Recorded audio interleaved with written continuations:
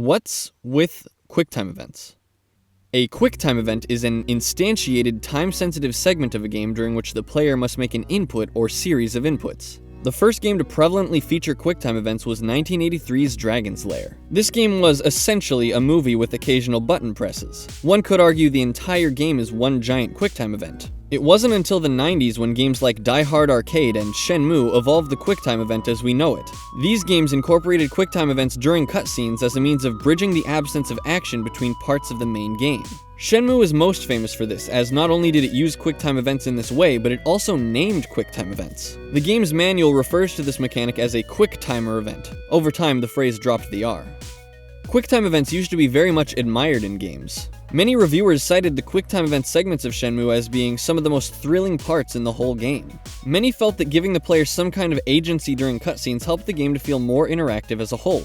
But today a lot of people hate QuickTime events. What was once commended in games is now vilified and looked down upon. What happened? Well, there are a lot of reasons this might be. One possible reason is that for a long time, most games featuring QuickTime events were heavily defined by them. Players who enjoyed them knew what games to play, whereas players who didn't enjoy them knew what games not to play. Over time, QuickTime events began finding their ways into other games as minor features, so players who didn't like them were now forced to endure them to get to the parts of the games they enjoyed. Another reason might be how QuickTime events were executed in these games. Beforehand, they were done almost exclusively during cutscenes, but now they could be implemented during the game, which could drastically shift the game's flow. This is especially true for games that have a wide array of control options. If the player feels very free when playing the main segment of the game, they may feel constricted when their new input options have been minimized to just a few buttons. Players may feel like they have less agency when given simplified controls. One of the biggest reasons is probably the element of expectation. Beforehand, QuickTime events were used just to keep a player active during a cutscene, but games started using them when players wouldn't even expect it. In some cases, consequences for failing these surprise events would be to watch the entire cutscene over again, which is just a huge waste of time. Some might say the game should resume right from where the QuickTime event occurred, but then it just begs the question of why keep the event in the game in the first place. This doesn't mean that all QuickTime events are bad, though. Plenty of games seamlessly implement them among other more primary mechanics. Let's look at some situations where QuickTime events worked well and the games that have done them right. QuickTime events, when timed properly, can be used to enhance the aesthetics of a game. This can be seen in The Wonderful 101. Like many Platinum games, this game executes QuickTime events with a certain flavor few other games do. The Wonderful 101's QuickTime events only occur during cutscenes. Some games do this wrong by giving the player very little time to act and punishing the player immensely for failing, but The Wonderful 101 does neither of these. Firstly, your punishment for failing is watching a silly cutscene and restarting from exactly where the QuickTime event left off.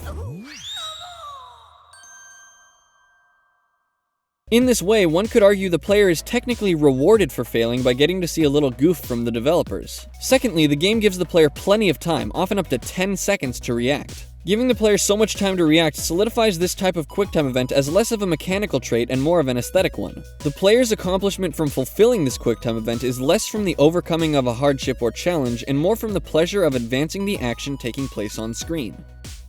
QuickTime events can be used to add immersion to games with a focus on stressful action. God of War often gets a lot of hate for this, but I think it does them quite well. The game's story is all about anger and revenge, and its QuickTime events serve as a secondary vessel for conveying the tone the story sets forth. When fighting some enemies, you can enter what is essentially a cutscene with timed button presses. The transition from gameplay to cutscene is smooth enough that some players may not notice that the game has changed. During some of these cutscenes, the player is required to quickly mash certain buttons. These button inputs often accompany the visual action of your character straining to attack enemies. The physical stress the player is put into by being forced to mash a button mirrors the character's struggle to fight enemies. In this way, it can amplify the game's overall immersion. For this to be effective, it's important that the transition from gameplay to cutscene is as seamless as possible so that some players may not even notice the game has changed. Finally, as odd as it sounds, QuickTime events can exploit their frustrating nature and be used effectively as a means of punishment for failure. This is done well in Styx Master of Shadows. This is a stealth game, and a punishing one at that, and like a good stealth game should, it disincentivizes confrontation. Stealth games aren't about the combat. They're about staying hidden from your enemies, and all the attacks you do make should be just as stealthy as the rest of your mobility. When Styx does force you into an encounter, you're at a major disadvantage because the combat consists of QuickTime events. This can be a hassle because once triggered, the combat is almost impossible to get out of. Moreover, your inputs have a bit of a delay on them, so it feels extra punishing. They're an annoyance, sure, but it's a suitable punishment that grants the game devs a means of keeping you on the right track. Players will be sure to be more careful in avoiding the combat. That way, a player can't just run around and play the game like any other combat-centric game. You're forced to put a great deal of thought and deliberation into each step you take in the shadows. But at the same time, combat isn't completely impossible. Players can grow adept at combat and even use it to their advantage in some areas when only one enemy is around. Generally though, these QuickTime events work well to steer the player in the right direction, forcing them to use their head to try to avoid them. It's easy to see that QuickTime events have come a long way since their origins, and chances are they still have lots of ways to go. As time goes on and more games test out new things, QuickTime events will surely be explored in interesting new ways, both in great ways and disappointing cheap ones.